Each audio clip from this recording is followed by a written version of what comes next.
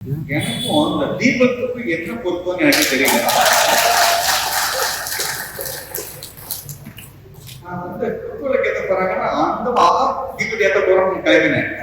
உடனே யார் நம்மதான் நினைக்கிறேன், ஐயா நீங்களே ஏற்றக்கூடாதுங்க, ஐயா ஏற்ற அனுமதிக்க மாட்டாயா, உட்காருங்க அவங்க இடத்துலயே அப்படிதான்.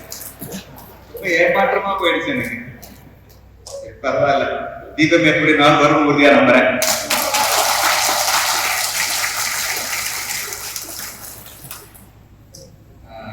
எனக்கு ரொம்ப சந்தோஷமா இருக்கு. ரெண்டு காரணம், உடனடியான காரணம் சொல்றேன். இறைவனுக்கு வந்து குழந்தைகளை வச்சு பாட வச்சீங்க இல்லையா, அதுதான் வேணும். அவ்வளவு சந்தோஷமா இருக்கு.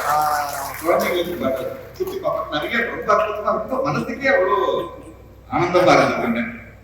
ரெண்டாவது, அங்க வந்து நின்னவுடனே எங்கிட்ட 2 சட்டக்கல்லூரியில் படிக்கிற மாணவிகள் சகோதரிகள், அவங்க வந்து குழந்தைங்க வந்து ஆட்டோகிராஃப் கொண்டு கேட்டாங்க.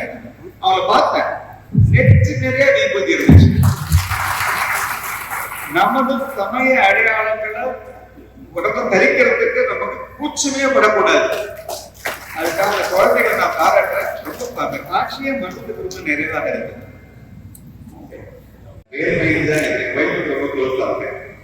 அவங்க வந்து நீங்க நிகழ்ச்சிக்கு வரணும்னு சொன்னாங்க. மனைவி சொல்லி கட்ட முடியுமா? முடியாது. அதுக்காக சரி நான் ஒப்புக்கிட்டேன். ஒரு அவங்க வந்து புத்தகம் போட்டிருக்காங்க, புக் ரிலீஸ் ஃபங்க்ஷன். சரி நம்மளும் போஸ்ட் கொடுத்து உட்காந்துடலாம் அப்படின்னு நான் நினைச்சிட்டு இருந்தேன். அப்புறம் பார்த்தா சிறப்புறன்னு போட்டாங்க. உடனே எனக்கா ஒரே இதுல பயந்து இந்த மாதிரி நம்பினா நம்புங்க, ஸ்ட்ரெஸ் ஆயிடுது. ஓகே, எது பேச போறேன்னு எனக்கு தெரியல. அப்புறம் தான் அவனே பிரச்சனையில மாட்டிட்டு மனைவியே அதுக்கு ஒரு மருந்தும் கொடுத்தாங்க. ஏன் பாபா கேட்டுருவாங்க, ஏன் பாபு யோசிக்கிற, சத்தியம் தான் இருக்காருல்ல அப்படின்னு நாங்க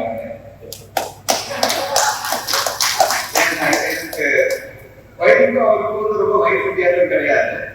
சொல்ல போனா என் வயசு அவர் வந்து வயசு கூட இருந்தா கூட என் வயசு அம்மா மாதிரி பார்க்க. அண்ட் சத்யா உங்களுக்கு ஒரு மாவட்ட நீதிபதியாக மட்டும்தான் அவங்களுக்கு தெரியும். எனக்கு தெரியும் தமிழ்ல அவருக்கு எவ்வளவு புலமை இருக்கிறதுக்கு தெரியும். அதனால இன்னொன்னு ஹைகோர்ட் ஜட்ஜஸ் வந்து மாவட்ட நீதிபதி கட்ட முடியாது இல்லையா, அதுக்காக உத்தரவாவே சொல்லிட்டேன், சாமி என்ன நீங்க தான் காப்பாற்றணும் பேருந்து ஒரு கம்பெனி எடுத்தாரு. அதனால என்னோட அன்புக்கு கட்டுப்பட்டு அவங்க பேர் கூட இது இல்லை இருந்தா கூட இன்னைக்கு இந்த புத்தகத்தை பற்றியும் புது கம்பெனி பற்றியும் ஒரு சிறு உரையை அவங்கதான் நிகழ்த்த போறாங்க. நிகழ்த்தி போறதுக்கு முன்னாடி நான் ஒரே ஒரு செய்தியை மட்டும் பகிர்ந்து நான் அமரலான்னு இருக்கேன். ரொம்ப ஆழ் மனத்திலேயே நான் சொல்றது இருக்கேன். கொஞ்சம் வருத்தத்தோடய நான் பதிவு பண்ணிக்கிறேன். ரொம்ப சமீபத்தில் ஒரு வாரம் முன்னாடி வச்சுங்களேன், ஐபிஎஸ் பாஸ் பண்ண மிக இடம் ஒரு 24 வயசு கூட இருக்காரு. மேல கூட போக முடியாம என்னோட கூட நண்பருக்கு ரொம்ப வெளிப்பட்டு வருவாங்க. இங்கிட்ட ஒரு மோட்டிவேஷனுக்காக கூட்டிட்டு வரணும் போயிட்டு வராங்க. அவங்க வந்த உடனே எனக்கு தெரிஞ்ச சில சம்பவங்கள்லாம் சொல்லி அவர் மாதிரி இருக்கும்.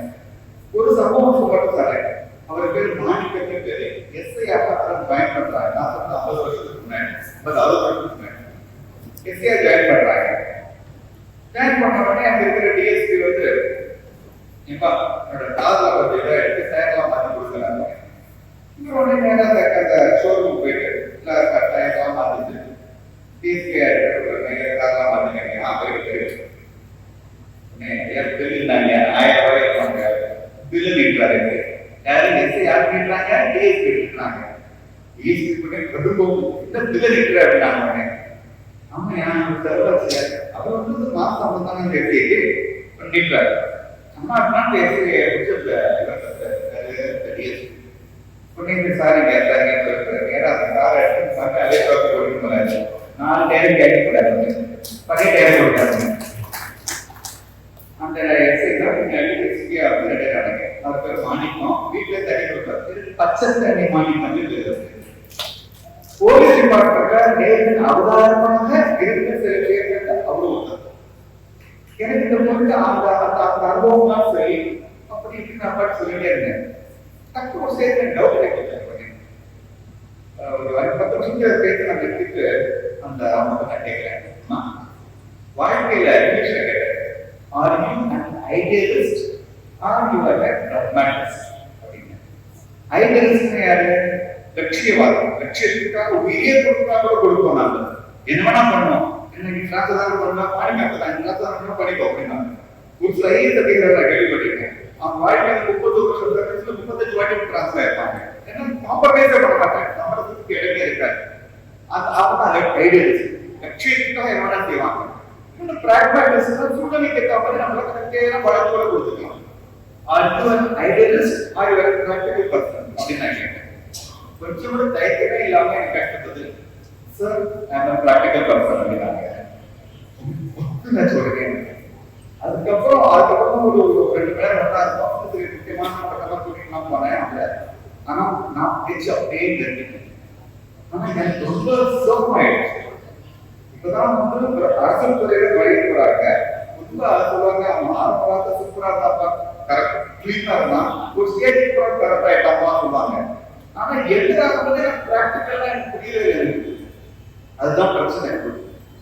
ஏன் இந்த எனக்கு ஏற்பட்டு போன மாதிரி ஏமாற்றத்தை ஏன் நான் பகிர்ந்துக்கிறேன் அப்படின்னா, கம்பராமாயணத்தை முழுமையான அந்த உருவாக்கிட்டு படிச்சிருந்தாங்கன்னா அவங்க என்ன சொல்லுவாங்க, ஐடியலிசம் தான் முக்கியம் சொல்லாது. What is Kambaramayanam? அல்டிமேட்டா ஒரு தர்மத்துக்கும் அதர்மத்துக்கும் ஏற்படும் பிரச்சனைகள் வரத்தான் செய்யும், தர்ம கஷ்டப்படத்தான் செய்யணும். ஆனா இறுதியில் அறம்தான் வெல்லும் அப்படிங்கிற செய்தியை தான் வந்து கம்பராமாயணம் நான் எனக்கு அப்ப எப்படி தோணி போச்சு அப்படின்னா, எனக்கு தபஸ் பத்தல, எனக்கு தம பத்தல. எனக்கு நான் கம்பராமாயணம் முழுமையாக படிச்சு அப்படியே உள்வாங்கினேன்னா என் வாழ்க்கையில அம்மா ஐடியலிஸ்ட் பிராக்டிகல் பர்சனா அந்த அம்மா ஐடியலிஸ்ட் அப்படிதான் பதில் போதிக்கும். அதனால நான் என்னுடைய செய்தி நான் எல்லாரும் நான் ஒரு இலக்கிய விழா, அதனால எனக்கு தெரியாது நான் பேசக்கூடாது. ஆனா நான் இங்கிருந்து கம்பனோட உலகத்துல நுழையதான் நான் முடிவு பண்ணிட்டேன். சாட்சிங்க எழுதிய கம்பனும் பயணிச்ச புக்கிலேருந்து இந்த புத்தகத்திலேருந்து என்னோட பிரயாணத்தை தொடங்கலான்னு இருக்கேன். இன்னும் உடனே வாய்ப்பு இருக்காது. ஒரு 4-5 வருஷம் கழிச்சு மேபி டெலிவிஷன் ஐயாவுடைய அன்பு புத்தகம் போடுவாங்க. இதே தேரடுல சத்தியமூர்த்தியோட உதவியை நாடாமல் நானே ஒரு இலக்கிய உதவியான நிகழ்ச்சியிலேன் என்ற குருக்களோடு நன்றி. இந்த புத்தகம் ரிலீஸ் பண்ணது ரொம்ப ஆனந்தம். ஐயாவுக்கு மனசார பாராட்டுகள். அடுத்தது வந்து இந்த மாதிரி ஒரு ஸ்தாபனங்கள்லாம் இருக்கு இல்லையா, தொடர்ந்து நடக்கிறது அப்படிங்கிறது சாதாரண விஷயம் இல்லை. இந்த ஆர்கனைசர்ஸ் மற்றவங்களே சரி, எவ்வளவு பாராட்டினாலும் பாருங்க, இந்த கம்பன் கழகங்கள் வந்து தமிழ்நாட்டுக்கு இல்லைன்னா நம்ம வந்து அந்த கம்பனை பறிச்சு மறந்துருக்கோம் இப்போதைக்கு. அதனால இந்த கம்பனோட செய்தியை நம்ம மக்கள் மனசுல அல்லாத இருப்பதற்காக தொடர்ந்து பண்ணிட்டே இருக்கிற இந்த கம்பன் பேருக்கு கம்பன் கழகத்தாக்கி ஆத்மார்த்தமாக வரவேற்கிறேன். நன்றி.